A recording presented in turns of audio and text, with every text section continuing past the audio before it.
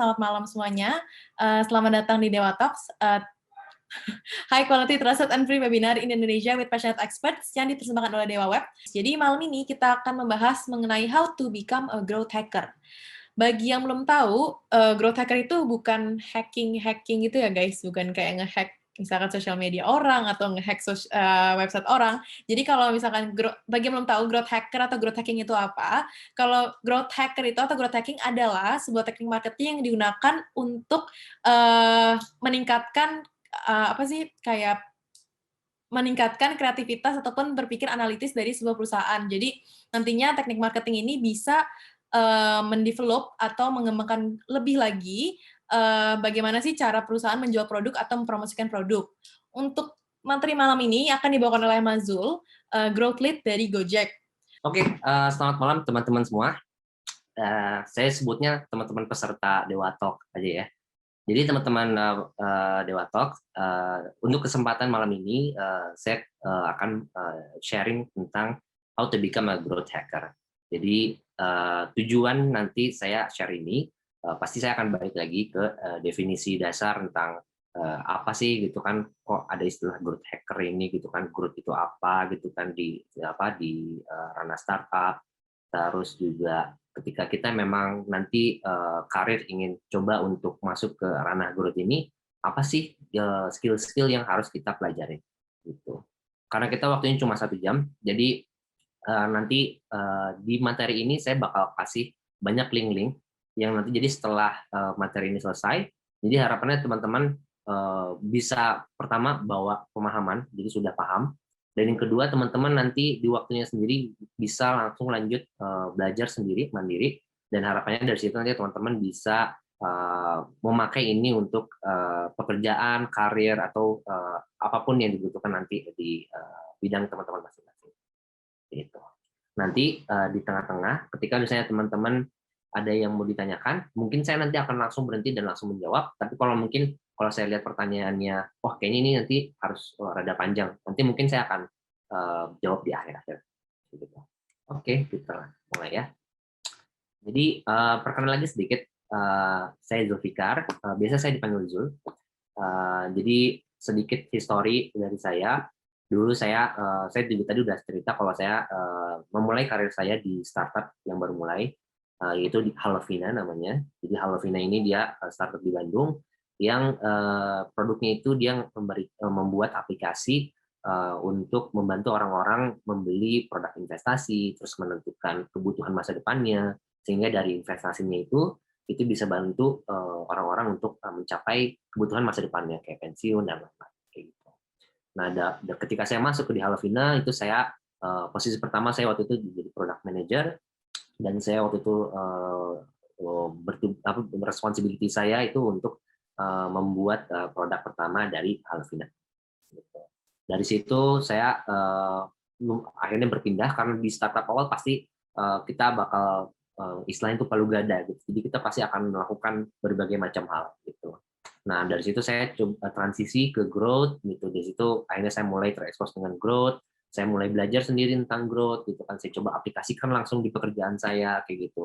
Karena background saya, mungkin saya nggak masukin di sini, background saya itu saya di ekonomi dan marketing. Jadi di sini ketika saya kuliah tuh tidak ada yang materi tentang growth ini.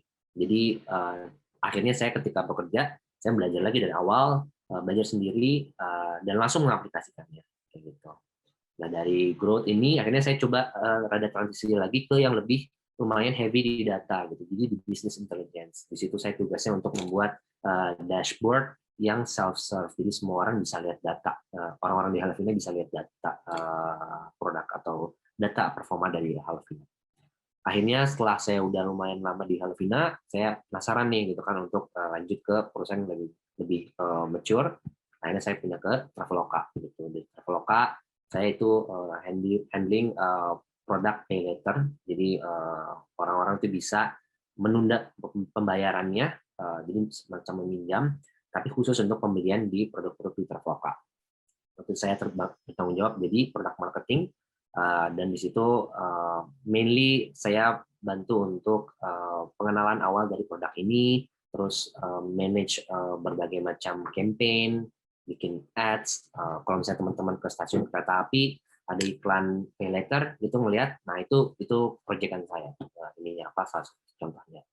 Langsung akhirnya lanjut setelah di Traveloka, saya lanjut ke Gojek. Nah di Gojek ini di sini di mana saya ditempatin di GoFood dan di situ saya tanggung jawabnya meningkatin bisnis dari GoFood. Caranya gimana? Saya cari problem statement-nya dari data yang ada. Oh problemnya apa nih? Gitu kan dari situ saya melakukan berbagai macam hal seperti product optimization gitu kan. Terus juga managing promotion program gitu kan, managing budgetnya juga. Terus juga saya kerjasama juga dengan data scientist untuk bikin segmentation model untuk bisa targeting lebih precise dan lebih efektif kayak gitu. Jadi ini secara singkat tentang historical dari saya. Oke, kita lanjut. Jadi seperti yang saya tadi mention sebelumnya di awal, jadi topiknya akan ada 3, cukup singkat. Jadi pertama saya akan jelaskan tentang fundamental, dan di poin kedua dan ketiga secara bersamaan saya akan menjelaskan tentang skill-skill dari growth hacking secara basic, dan gimana teman-teman bisa mempelajari skill-skill ini. Oke, kita lanjut ya. Karena tadi saya lihat di pollingnya ini ternyata kebanyakan mahasiswa, jadi saya akan coba saya asumsikan teman-teman di sini belum pernah banyak istilah-istilah yang belum pernah didengar, sehingga nanti saya akan usahain untuk memakai bahasa-bahasa yang benar-benar basic, dan saya akan coba jelaskan benar-benar secara detail. Untuk teman-teman yang mungkin sudah familiar dengan istilah ini, mohon bersabar karena banyaknya di sini orang-orang yang belum pernah dengar, jadi saya akan coba tarik pada ke bawah dulu. Oke, kita lanjut ya. Nah, sekarang fundamental dan konsepnya. Jadi kalau misalnya kita ngomong soal fundamental, sebetulnya di growth ini sendiri secara fundamental itu adalah marketing. Secara fundamental. Karena ketika zaman data ini digital atau data itu belum terlalu mainstream, belum terlalu menjadi hal yang lumrah di industri, itu ketika misalnya kita mengambil keputusan dan mengukur hasil dari usaha marketing atau usaha untuk mengoptimize bisnis, itu tuh kebanyakan kita nggak bisa secara akurat bisa mengukurnya kayak gitu. Jadi kebanyakan akhirnya usaha-usaha untuk kita menyelesaikan problem-problem dari bisnis itu banyaknya tuh arbitrary atau kira-kira aja kayak gitu kan. Dan di sini pun setiap step-stepnya tidak akan terintegrasi. Nah, step-step itu apa? Nah, kalau misalnya teman-teman lihat di sini ada konsep di marketing namanya itu AIDA. Jadi di marketing tuh istilah AIDA ini adalah proses di mana perjalanan user dari awal ketika dia baru diperkenalkan dengan produk dari sebuah bisnis sampai akhirnya mereka menjadi user yang atau customer yang aktif menggunakan produk kita dan akhirnya nanti loyal terus pakai produk kita. Nah, kenapa bentuknya seperti V gitu, seperti funnel istilahnya, kayak corong?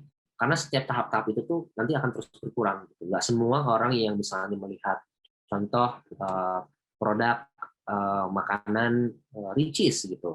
Mungkin orang banyak, ada 1 juta orang nih yang aware gitu tentang aware dengan Richeese ini. Tapi mungkin yang beli nggak akan semua 1 jutanya. Gitu. Paling mungkin cuma 10%-nya gitu kan. Jadi nggak semuanya akan pasti action untuk beli produk.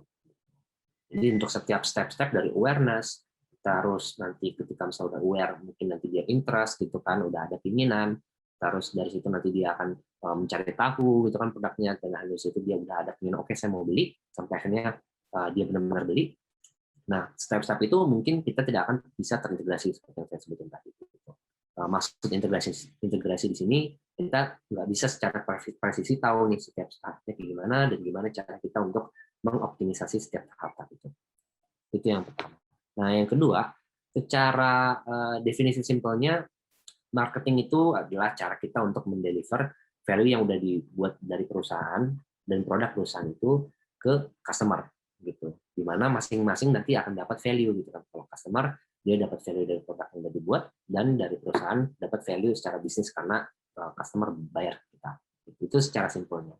Dan dari situ untuk kita bisa mentarget si market atau user orang-orang ini, kita membuat sebuah namanya market kayak gitu. Di mana itu menjadi sebuah target. Dan di situ ada istilahnya tuh 7P atau 5P gitu. Nah, itu istilahnya singkatan dari PPP yang ada di sana. Product, price, place, promotion, people, process, physical evidence gitu. Saya nggak akan terlalu bahas detail banget di sini karena di sini hanya ini fundamentalnya saja kayak gitu. Dimana intinya di sini tuh untuk bisa menyampaikan value yang tadi saya sebutkan itu, untuk bisa melakukan penyampaian value ke market atau marketing, itu kita harus mengkombinasikan elemen-elemen yang ada di sini.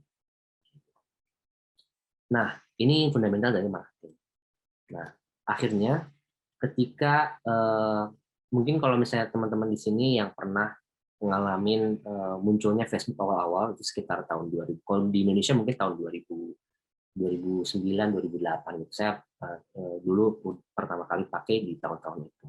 Nah, Facebook sendiri sebenarnya baru muncul dia di di tahun 2004. Nah, di situ Facebook tuh menjadi bisa dibilang salah satu yang cukup mengutilize atau memanfaatkan data yang ada gitu. Nah, di sini kalau misalnya saya coba cerita, saya nggak akan cerita tentang origin atau kisah lah kenapa muncul istilah growth itu dari mana gitu.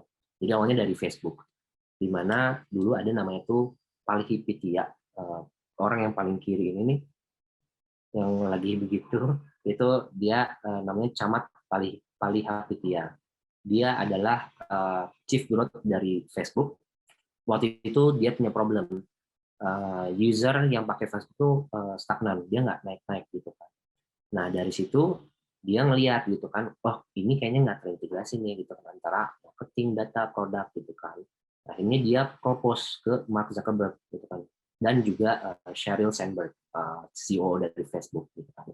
Dia kayaknya berpikir kayaknya kita tuh harus bisa secara betul memahami apa yang kalau misalnya di sini saya highlight, kita harus bisa belajar, learn what can I use, maksudnya di sini pakai data, terus fix things that don't increase, jadi kita melakukan optimisasi gitu kan, dan di situ dengan cara ya build new parts gitu. Untuk apa? Pada akhirnya fokus untuk ke salah satu metrik yang dikejar Facebook, yaitu MAU. MAU itu apa? MAU itu kepanjangan dari monthly active user, atau intinya user yang pakai produk Facebook kayak gitu. Nah, Sheryl Sandberg itu CEO-nya, dia wah tertarik gitu kan. Terus dia nanya, terus mau disebutin apa nih posisi ini gitu kan. Tadi HP dia bilang, wah nggak tahu ya apa ya gitu kan. Ya pokoknya kerjaannya grow things lah gitu kan.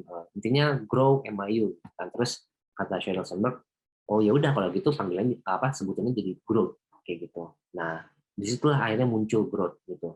Nah, istilah growth ini akhirnya mulai diikutin di Amerika sana, di Silicon Valley mulai diikutin dengan perusahaan-perusahaan yang lain gitu kayak LinkedIn, terus ada Dropbox dan macam-macam gitu. Dan akhirnya mulai banyak membuat istilah-istilah baru gitu kan, di mana ada istilah ditambahin lagi dia habis growth tambah hacker gitu karena dia harus out of the box ini apa ide yang dilakukan, dan juga penggunaan data itu harus benar-benar precise gitu. Jadi ini sejarah dari munculnya growth itu sendiri. Nah, kenapa sih kok perusahaan perlu growth hacker? Nah, seperti yang tadi disebutin, jadi setiap bisnis itu pasti ada problem gitu. Nah, kalau misalnya teman-teman lihat di sini, ini ada dua gambar, itu sebetulnya cukup similar atau cukup mirip dengan fundamental marketing yang di sini gitu. Jadi gambar yang saya lihatin di sini itu adalah konsep dari teori-teori growth yang baru muncul sekarang kayak gitu. Nah, contohnya di kiri ini tuh namanya adalah framework Pirate Metric gitu. Kenapa namanya Pirate Metric? Karena di sini tuh kombinasi dari beberapa step, di mana stepnya dikasih nama ada acquisition, ada activation, terus di sini ada kecil tulisan di sini, tapi intinya di sini tuh ada tulisan ada revenue, ada retention, terus ada referral kayak gitu. Nah, kalau misalnya disingkat itu jadi R gitu. Nah, kenapa namanya Pirate Matrix? Karena kalau kartun komik-komik di luar negeri itu kalau bajak laut itu pasti ngomongnya R kayak gitu. Makanya kenapa dibilangnya Pirate Matrix. Sejarahnya dari sana. Tapi pada intinya secara fundamental itu sebetulnya sama saja dengan teori marketing dulu gitu, tentang AIDA model ini, tentang funnel, tentang step-step dari customer kayak gitu. Jadi pada intinya secara fundamental sama gitu. Cuman yang membedakan apa? Yang membedakan ketika di growth ini setiap step-step dari acquisition, activation gitu sampai ke referral itu tuh semua tuh bisa terukur gitu. Sehingga apa? Kita bisa tahu nih gitu kan, oh ini nggak optimize, gimana caranya kita bisa tingkatin conversion-nya. Conversion tuh maksudnya setiap step ini orang yang lanjut ke stepnya tetap masih sama, sebisa mungkin, sebanyak mungkin sama gitu, nggak jadi berkurang kayak gitu. Jadi ini yang biasa framework yang dipakai untuk growth gitu, dengan namanya Pirate Metric. Nah, yang di kanan ini untuk kita akhirnya bisa melakukan optimisasi dari setiap funnel-funnel atau tahap-tahap yang tadi, itu growth itu dia secara teori dia mengkombinasikan bermacam-macam area. Secara general itu ada 4, produk, marketing, engineering, dan data. Growth itu mengkombinasikan 4 ini. Biasanya mereka akan membuat jadi satu tim, dan di mana satu tim atau satu pod ini goalnya satu gitu. Misalnya contoh, oke, dia goalnya adalah untuk acquisition. Jadi gimana caranya, pokoknya optimize acquisition-nya. Atau di activation, dia optimize di sisi activation-nya. Kayak gitu. Nah, mungkin saya coba balik lagi ya, menjelaskan sedikit tentang masing-masing step ini. Contoh misalnya acquisition. Acquisition berarti kalau misalnya let's say produknya adalah aplikasi. Berarti acquisition di sini bisa saja definisinya ini fleksibel ya. Biasanya karena saya kebanyakan handle-nya produk apps, jadi biasanya acquisition itu sampai mereka register gitu. Jadi goal-nya dari user melihat iklan, impression, sampai akhirnya mereka register di apps produk kita. Nah, activation itu dari setelah dia register itu sampai mereka menggunakan produk kita. Kalau misalnya produknya dia transaksional, misalnya contoh kayak GoFood gitu, ya berarti dia beli si GoFood gitu kan, atau istilahnya booking completed gitu. Kalau misalnya produknya engagement, mungkin jadi kita ukur engagement ke produknya gitu. Nanti setelah activation, kalau misalnya teman-teman lihat di sini, air itu tuh bisa dibilang revenue atau user lah, user aktif. Itu tuh dari dia di keran, dia masuk ilustrasinya ya, masuk ke corong, terus akhirnya dia turun masuk ke ember. Goalnya, ultimate goalnya itu adalah kita untuk mengumpulkan air sebanyak-banyaknya. Karena bisnis yang besar itu ya ketika kita bisa nampung kita bisa nampung air yang banyak gitu, sebanyak-banyaknya gitu. Nah, challenge-nya di sini embernya itu bocor. Karena nggak semua orang pasti akan terus pakai produk kita gitu. Jadi dari situ jangan sampai nih air yang masuk ke ember sama air yang tumpah itu lebih banyak yang tumpah. Karena kalau gitu ya bisnis bangkrut. Gitu. Karena ya nggak ada air yang ada di ember itu gitu kan, sehingga ya bisnis nggak jalan kayak gitu. Goalnya itu untuk nampung air sebanyak-banyaknya. Jadi caranya kita harus sumbat embernya sebisa mungkin dengan cara apa? Bikin produk yang oke, gitu kan, pelayanan yang oke, terus dari situ juga kita bikin loyalty program yang oke. Gitu. Nah, saya coba pause dulu, saya coba lihat ya.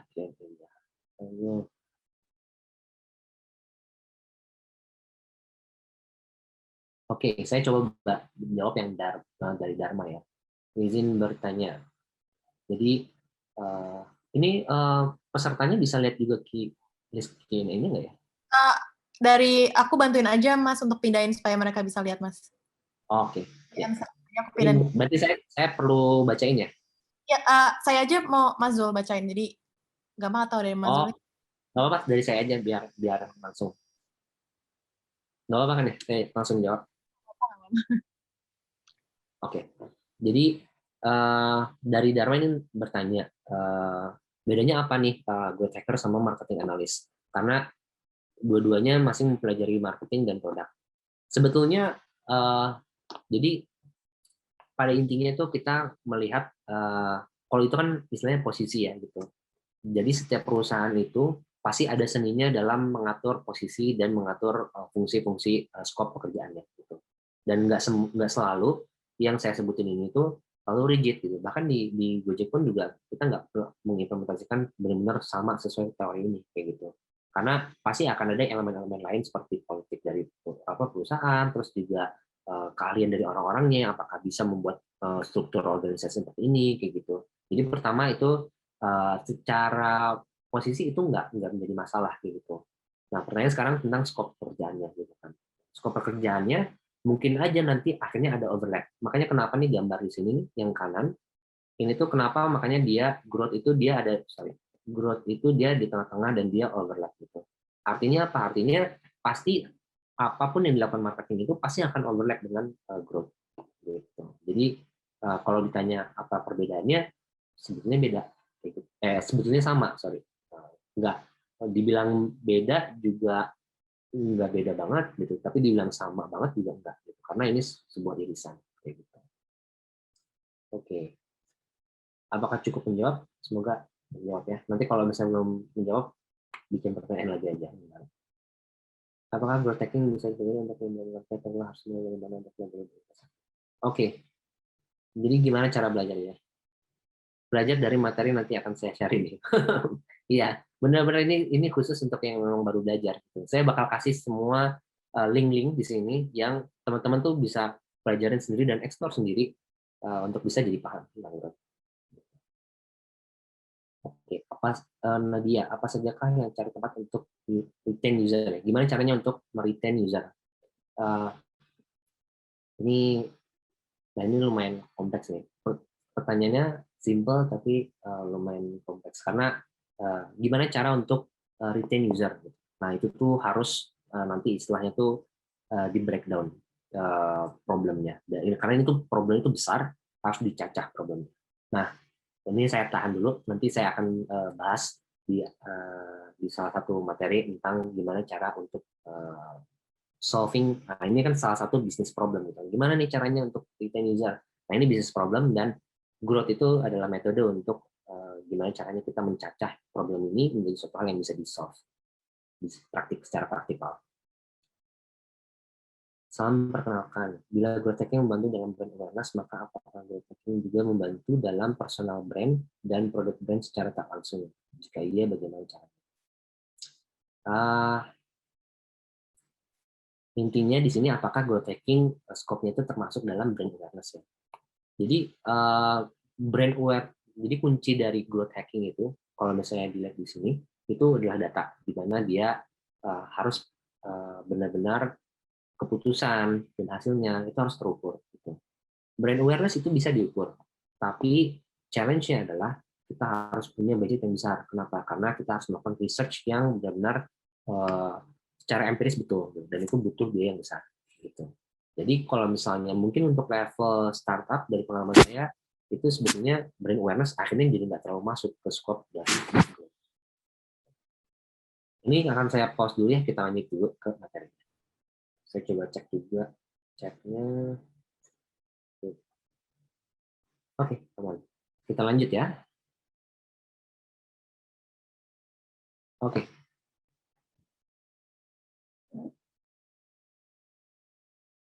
Ya, kita langsung bahas soal kapan nih perusahaan tuh butuh growth hacker. Jadi istilah-istilah growth hacking ini tuh kapan nih gitu kan? Karena kadang ada perusahaan yang punya growth hacker gitu kan, atau ya mungkin biasanya nama posisinya nggak spesifik growth hacker ya, tapi growth gitu.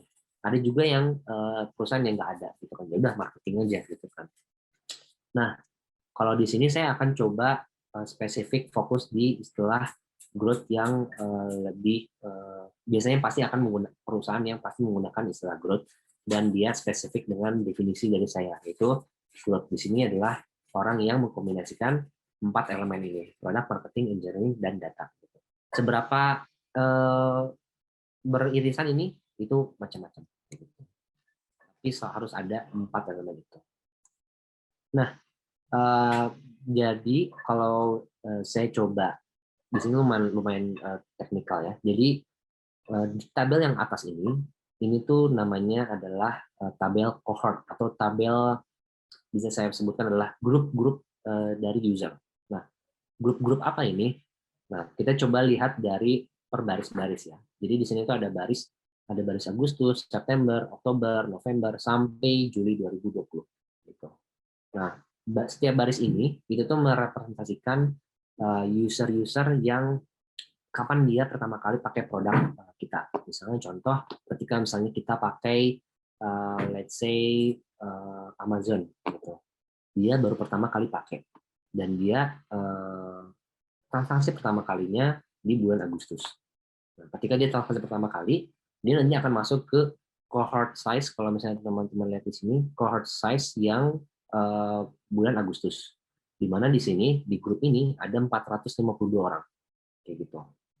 Jadi saya tadi yang pakai Amazon itu saya termasuk dalam grup yang 452 ini di grup Agustus.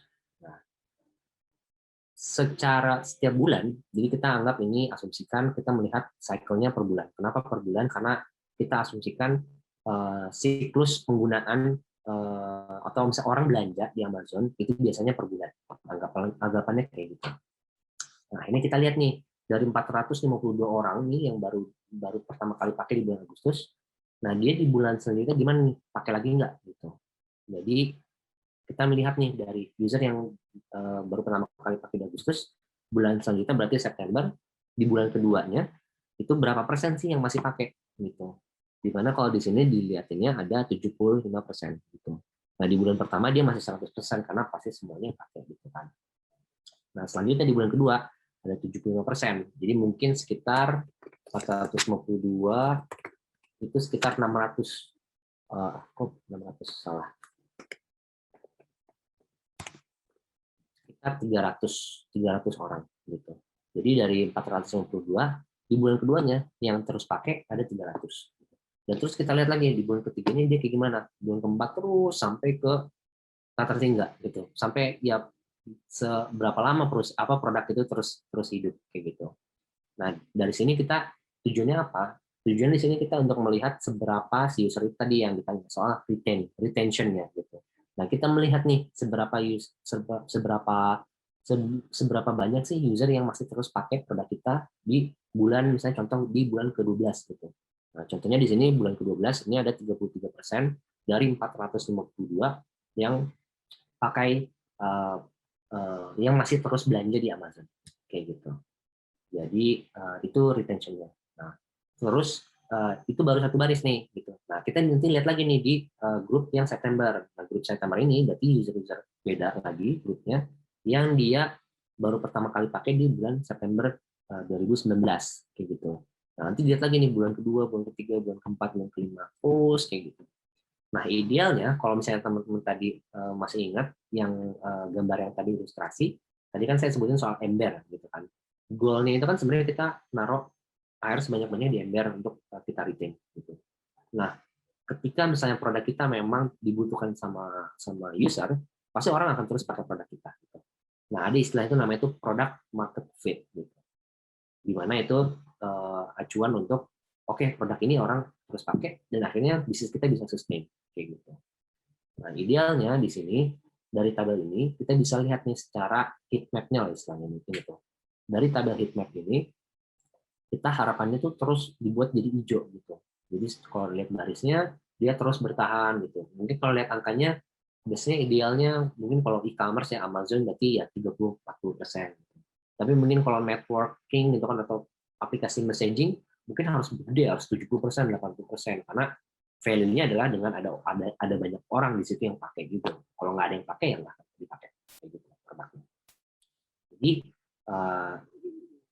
produk yang ideal itu adalah produk yang sudah product market fit sehingga retention-nya bagus gitu. Nah, sekarang kembali lagi ke pertanyaan tadi, kapan nih growth hacker dibutuhkan?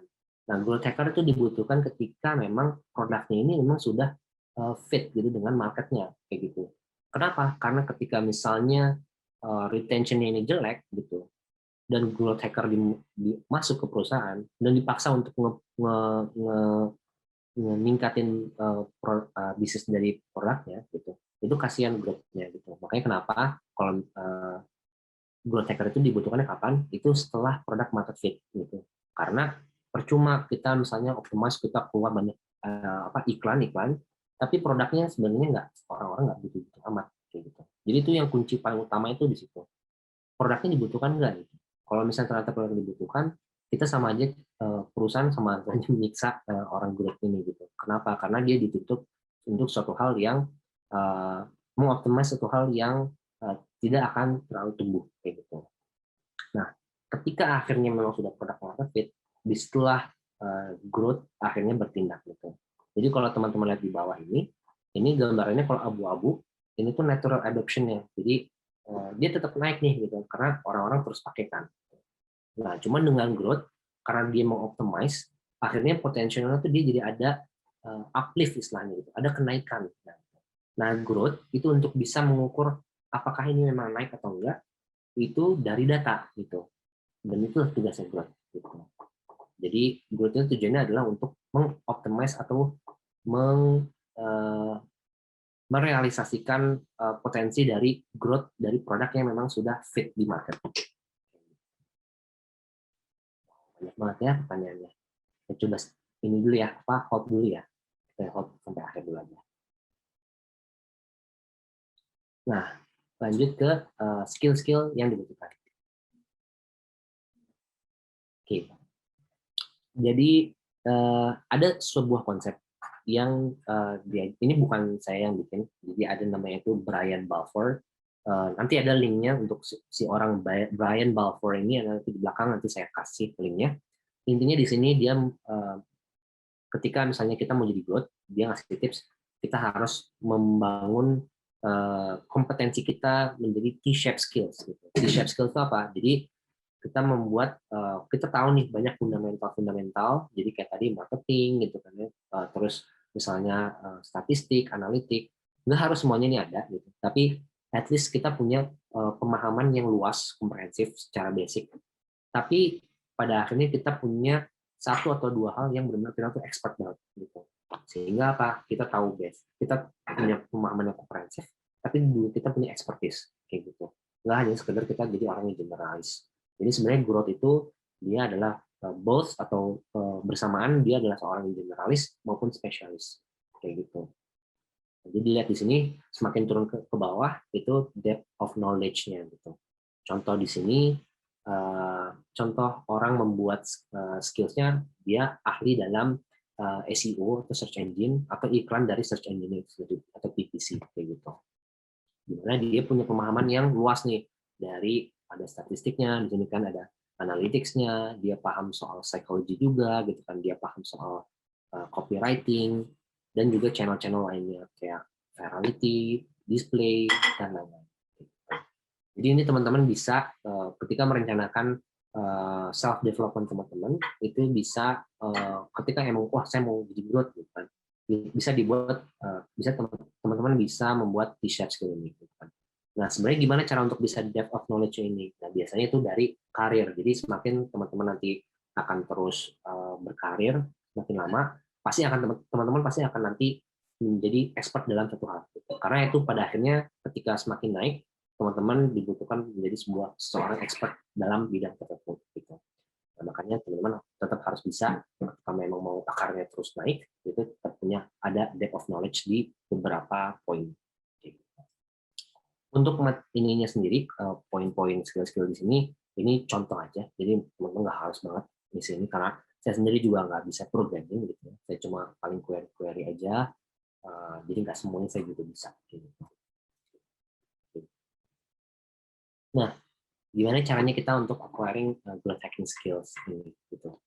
Jadi ada 5 hal yang akan saya jelaskan. Pertama, learning by doing, terus juga first principle thinking, growth knowledge, statistik and data, dan tools untuk melakukan growth.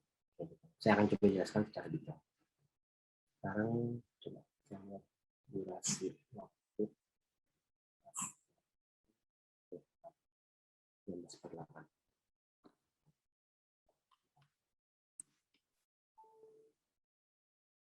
Ya, jadi yang pertama learning by doing. Nah, cara yang paling terbaik untuk teman-teman bisa belajar soal growth hacking atau growth itu cari lab atau tempat kalian bereksperimen atau bisa mengaplikasikan. Maksudnya ya gabung ke early stage startup gitu. Karena kalau misalnya saya coba tarik balik ke waktu dulu, saya rasa kalau misalnya nggak kerja di Hanafinya, saya nggak akan mungkin bisa terekspos dengan growth, dengan data gitu. Dan itu ya saya langsung belajar sendiri, langsung mengaplikasikan gitu. Makanya ketika kita join an early stage startup atau gabung ke startup yang benar baru mulai, itu banyak banget benefitnya. Dan pertama, kita punya kesempatan untuk melakukan hal yang sebenarnya kita belum qualified nih, tapi kita bisa nih ngelakuinnya gitu. Karena ya kita langsung, tapi kita dituntut akhirnya kita harus bisa memberikan outcome yang sama untuk orang-orang yang qualified. Caranya ya kita belajar dan langsung aplikasikan. Jadi belajarnya harus cepat kayak gitu. Terus yang kedua, holistic view. Kenapa? Karena kita nanti bakal jadi palu gada banget gitu. Palu gada intinya jadi kita melakukan apapun yang ada aja gitu kan. Gitu kita terekspos dengan berbagai macam area.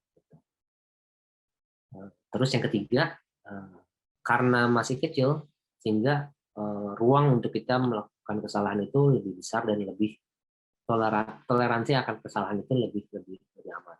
Beda kalau misalnya contoh ya misalnya kita di salah satu startup yang udah unicorn sekarang gitu. Kita melakukan kesalahan pasti akan fatal. Kenapa? Karena usernya udah banyak banget gitu. Resiko bisnisnya lebih besar. Nah, catatannya memang ketika misalnya kita kerja di perusahaan startup kecil, itu kita harus proaktif gitu tadi yang saya bilang. Kita nggak bisa nunggu disuruh, gitu kan, nunggu disuapin, kayak gitu. Kita harus benar-benar yang, oh problemnya apa nih? Oke, saya harus cari apa, belajar untuk bisa solve problem itu. Gitu. Nah, itu jadi kita harus proaktif. Dan juga karena nggak ada rigid structure gitu kan, nggak ada struktur yang benar-benar rigid banget untuk job desk saya ini, udah saya kerjain aja, nggak selalu tentu gitu. Terus mentorship mungkin orang-orangnya pada sibuk kerja juga gitu, jadi nggak ada yang untuk mentorship self development tuh less likely gitu. Nah terus yang kedua ya pastinya monetary incentive-nya atau ya ini salary-nya mungkin nggak akan sebesar ketika misalnya kita kerja langsung di corporate kayak gitu. Tapi value besarnya adalah learning-nya dan kesempatan untuk kita keluar dari apa ya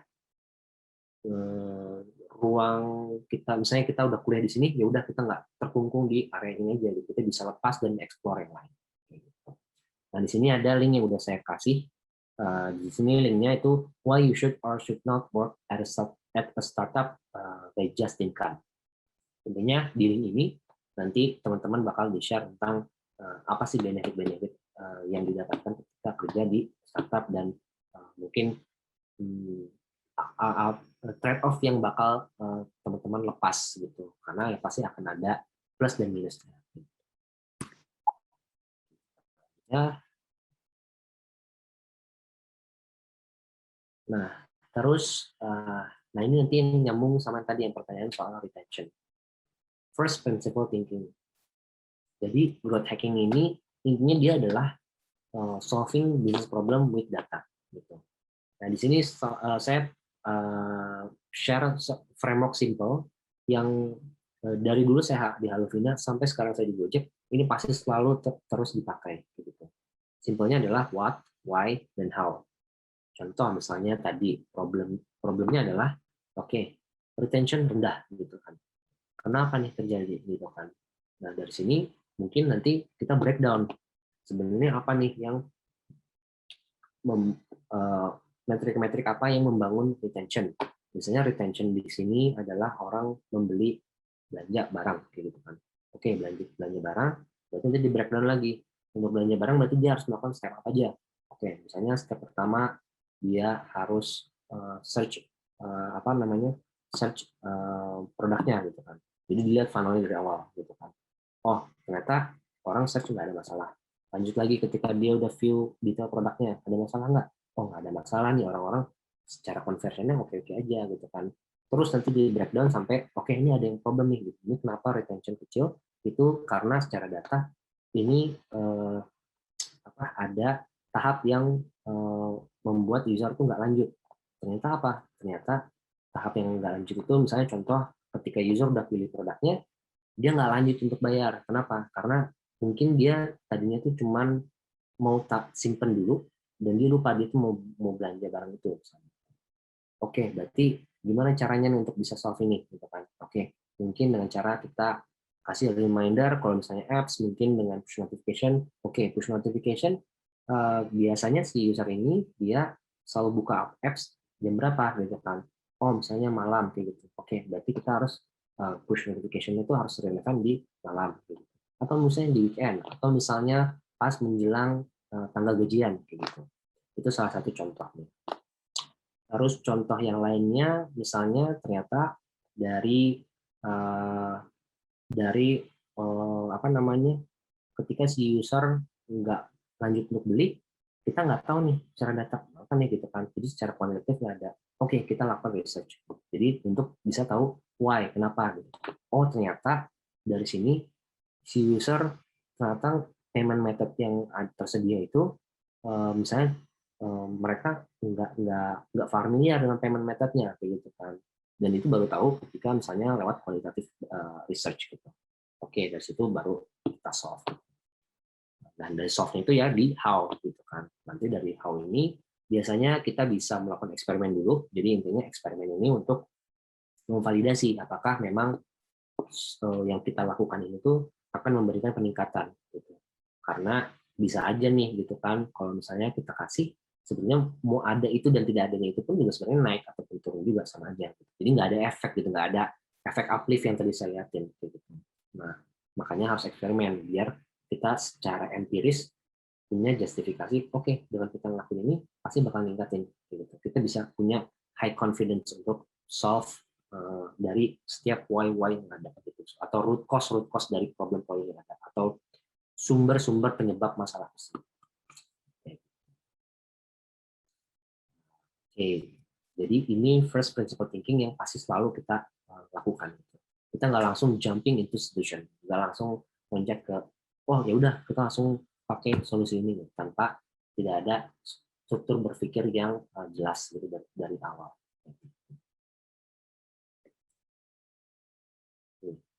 Nah, terus yang ketiga itu growth knowledge. Jadi growth knowledge ini macam-macam. Ada knowledge secara pemahaman channel, jadi misalnya SEO gitu ya, atau misalnya ads untuk di Facebook, di Google, di TikTok kalau sekarang lagi hype gitu, atau misalnya referral, virality, gitu. Itu adalah growth knowledge gitu. Dan di sini saya kasih link banyak banget di sini tuh tokoh-tokoh dari growth yang cukup ternama kayak gitu. Di sini contohnya ada head of growth dari Airbnb. Airbnb itu jadi kayak semacam kayak Traveloka gitu. Terus ada HubSpot. HubSpot tuh pokoknya untuk kita bisa mengirim, kayak misalnya ngirim email atau apa gitu. Itu HubSpot tuh gunanya itu. Nah ini Brian Balfour yang tadi saya sebutin gitu.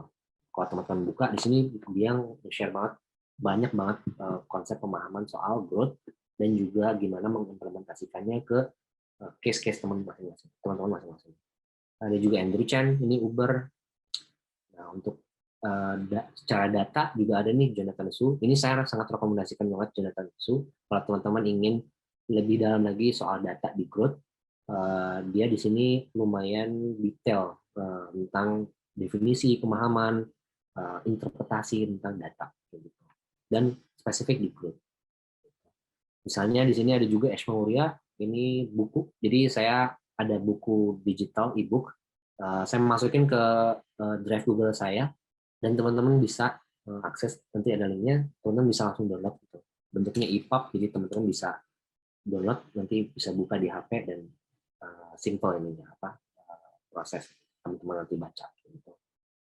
Dan seterusnya. Ini sisanya detail-detail lagi soal yang lebih advance lagi tentang growth.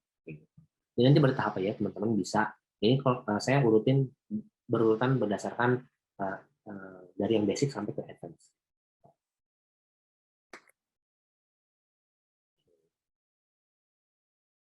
Nah, terus selanjutnya adalah statistik dan data gitu. Jadi yang saya sebutin tadi, setiap pengambilan keputusan, setiap pemahaman sebuah problem itu selalu harus dari data dan berbasis dari statistik ketika kita mengambil keputusan. Gitu.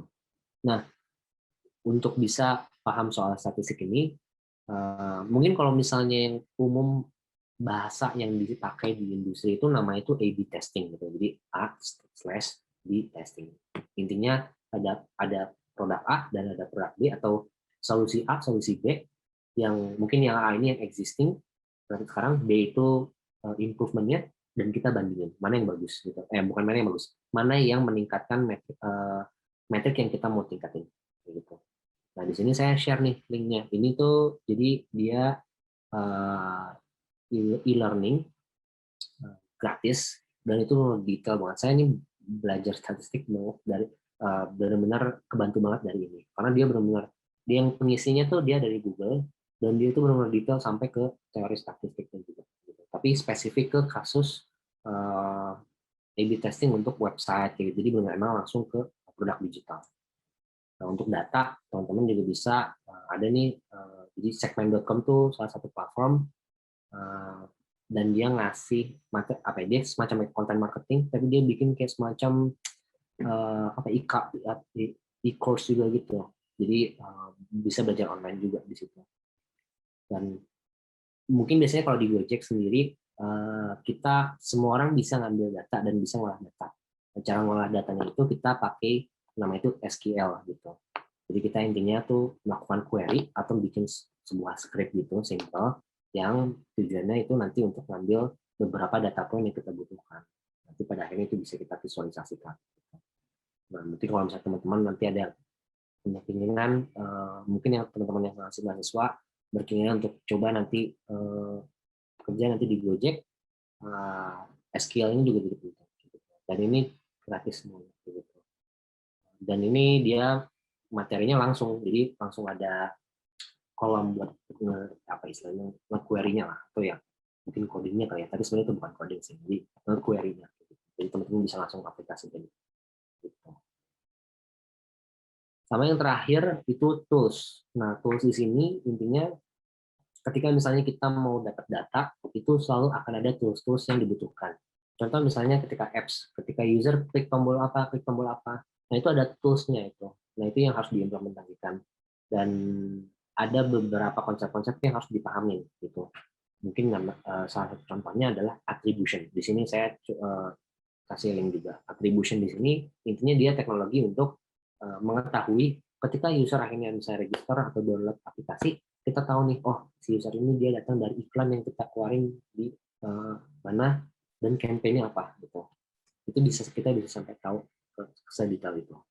Atau misalnya sesimpel, oke, dari website kita tahu nih yang datang dari SEO berapa orang, yang datang dari sosial media berapa orang gitu. Nah, itu gunanya dari attribution. Jadi itu semua yang dibutuhkan untuk teman-teman bisa menjadi growth hacker. Mungkin kita langsung mulai aja ya, Mas Zul. Mungkin tadi dari pertanyaan pertama yang tadi dari Nadia Kalista yang tadi mau di-hold dari Mas Zul itu, apa sajakah cara yang tepat untuk user retention, Mas Zul? Ya, jadi tadi yang saya sebutin, ini kembali lagi ke case konteks dari bisnis Nadia itu sendiri. Gitu. Jadi growth itu nggak ada istilahnya namanya silver bullet atau kayak pasti kalau ini harus disolve sama ini gitu. Nggak selalu kayak gitu. Jadi harus kembali lagi take a step back, melihat apa sih problemnya gitu kan, kenapa ini bisa terjadi gitu kan, gimana kenapa itu bisa terjadi dari secara kualitatif dan kuantitatifnya, terus gimana solve gitu. Baru dari situ akhirnya kita come up with the solution. Gitu. Apakah kita mau pakai channel-channel marketing atau misalnya dari tools-tools CRM atau mungkin dari program-program offline atau macam-macam gitu. Itu cara untuk mungkin solve dari retention. Jadi itu pertanyaan yang cukup general dan setiap bisnis pasti beda-beda, bakal beda-beda jawabannya. Oke, semoga terjawab ya Kak Nadia Kalista. Pertanyaan selanjutnya dari Kak Rahmat Al-Fazri. Berarti growth hacker sangat memerlukan informasi dari hasil pengolahan data juga ya Kak. Lalu apakah growth hacker dalam melakukan pengumpulan dan pengolahan data tersebut juga membutuhkan stakeholder lain seperti data scientist dan juga researcher? Ya, jadi ini tergantung juga dari skop pekerjaannya. Jadi saya sendiri secara dasar atau ya bahasa Inggrisnya default, pokoknya by default itu saya harus bisa data analisis, saya harus bisa query, saya harus bisa nge-SQL gitu kan, harus bisa ngolah data semuanya itu harus bisa gitu. Nah, cuman ketika misalnya contoh saya ambil kasus misalnya di Gojek gitu ya, misalnya saya harus membuat sebuah model atau machine learning model gitu untuk bisa solve suatu bisnis tertentu. Nah, itu baru nanti saya bakal team up sama data scientist team untuk bikin solusi untuk solve problem ini. Jadi jawabannya ya. Bahkan sebenarnya kalau saya sebenarnya satu tim sih gitu sama orang data ini. Oke. Begitu ya Kak Rahmat, semoga terjawab. Pertanyaan selanjutnya dari sebentar ya. Dari Kak Irfan Michael. Menurut Kakak bagaimana seorang bisa dikatakan sebagai growth hacker mungkin ya?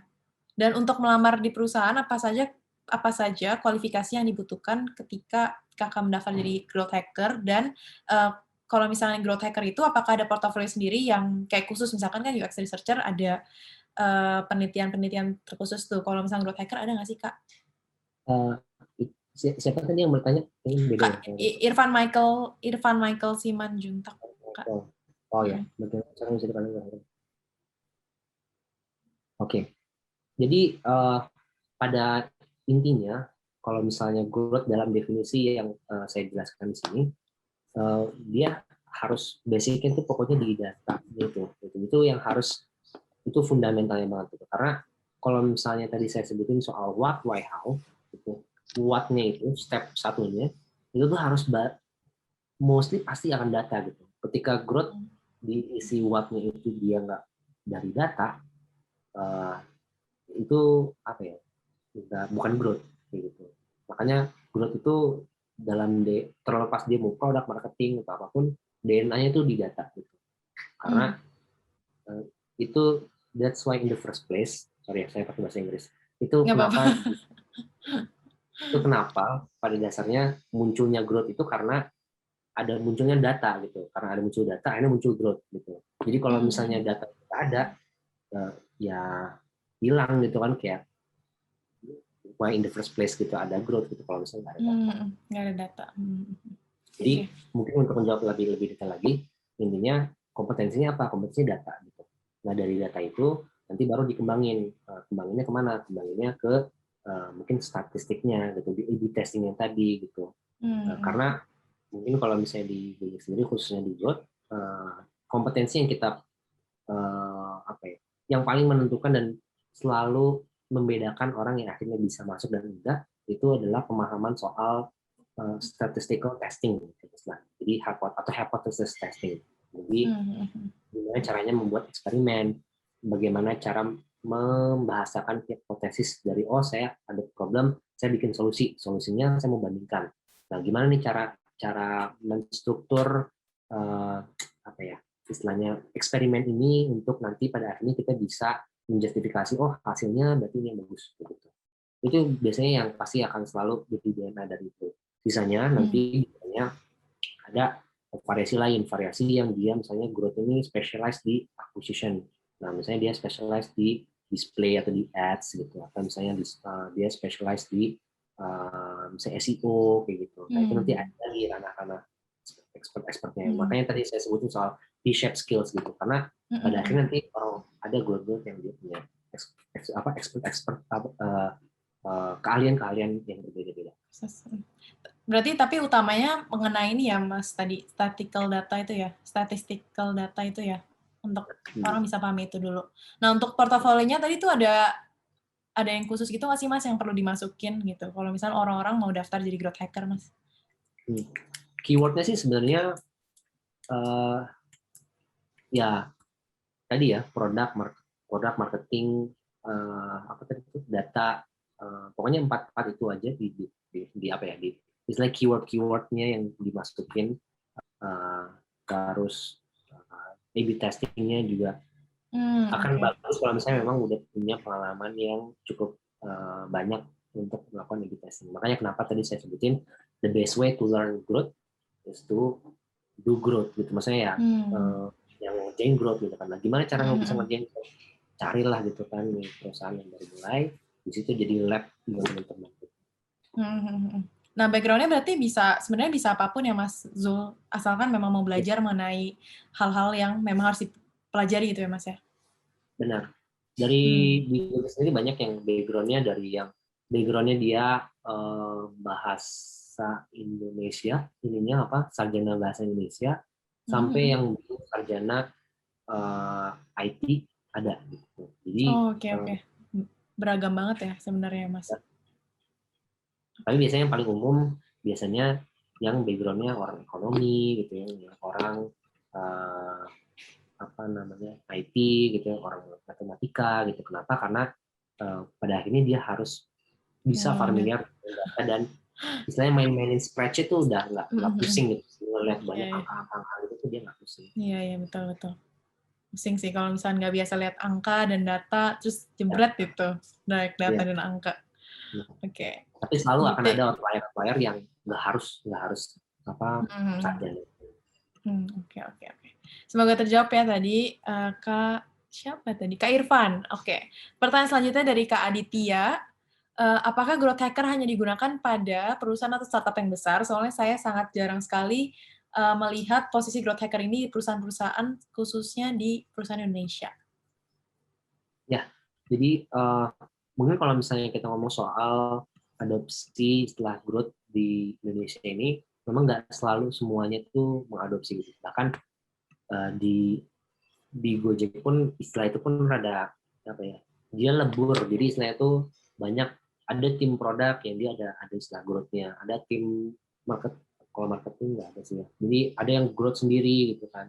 Pada akhirnya growth itu sendiri itu adalah bukan sesuatu hal yang harus menjadi sebuah posisi, tapi itu menjadi sebuah hal yang pekerjaannya itu harus dikerjain.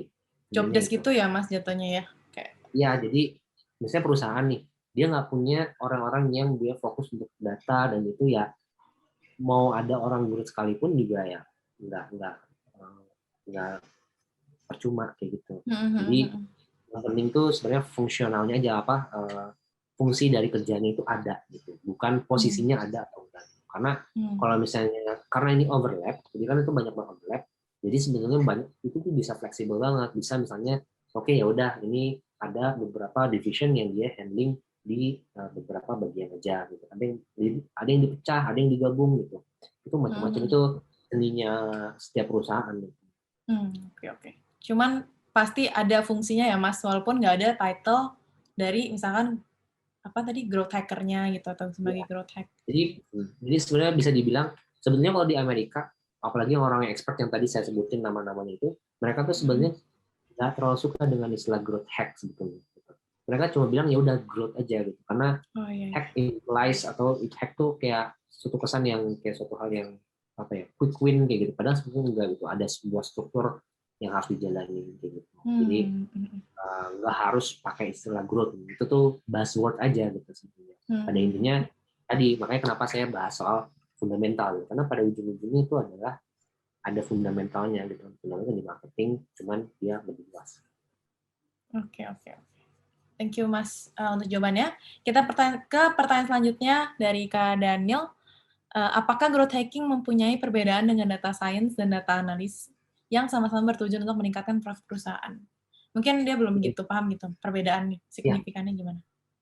jadi intinya growth hacking sama data scientist itu tuh ya tadi satu tim. Jadi intinya mereka punya tanggung jawab sama untuk solve bareng-bareng problem dari perusahaan. Oke. Jadi lebih ke bekerja sama ya, Mas, bukan yang kayak berdiri sendiri-sendiri, cuman memang saling mendukung ya, Mas ya? Ya, intinya kalau misalnya saya coba recap ya, intinya growth itu muncul karena adanya data yang tersedia gitu, sehingga dari situ dibutuhkan orang-orang yang bisa mengolah data tersebut dan menjadikan data tersebut sebagai sebuah aset untuk meningkatkan bisnis. Intinya seperti itu. Nah, untuk bisa karena ini masih di posisi yang growing di market, juga maksudnya di industri teknologi. Jadi ketika misalnya teman-teman di sini kebanyakan tadi mahasiswa, jadi ketika teman-teman ingin memilih apa karir kedepannya, gitu, teman-teman bisa mungkin mempertimbangkan growth ini menjadi salah satu opsi. Gitu. Tapi pada intinya di sini pesan dari saya, jangan sampai prospek atau target karir kita itu terkungkung atau tersekat oleh background dari kuliah teman-teman, gitu.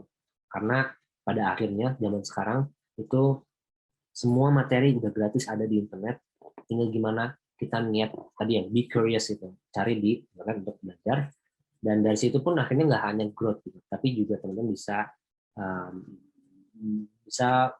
mempelajari kalian untuk karir-karir yang lain. Nah, khusus untuk growth, kelebihannya itu adalah teman-teman bisa terekspos dengan berbagai macam area-area expert. Jadi good luck buat semuanya. Ya, dari saya. Good luck. Oke, teman-teman, sekarang aku mau lanjutin untuk rundown-nya. Oke, jadi teman-teman, tunggu, aku lupa share screen. Kalau misalkan kalian tertarik dengan urusan hosting atau website, kalian bisa langsung ke dewaweb.com atau ke YouTube kita Dewa Web untuk melihat tutorial terkait pembuatan website atau SEO atau SEM. Itu kita menyediakan tutorial yang banyak banget di YouTube kita di Dewa Web. Kemudian kalau misalkan kalian tertarik dengan webinar-webinar gratis ini, yaitu Dewa Talks, kalian bisa langsung cek aja di website kita di dewatalks.com atau di sosial media kita di Facebook atau Instagram di Dewa Talks Official. Kemudian kita juga ada grup community di WhatsApp dan juga Telegram. Jadi di sini nanti kalau misalkan kalian mau sharing-sharing itu boleh banget, dan kalau misalkan kalian mau tanya-tanya gitu mengenai digital marketing atau hal-hal yang memang berkaitan dengan topik webinar atau tentang Dewa, boleh banget ikutan di grup ini gitu. Dan di sini aku juga akan infoin webinar-webinar selanjutnya secara lebih duluan gitu.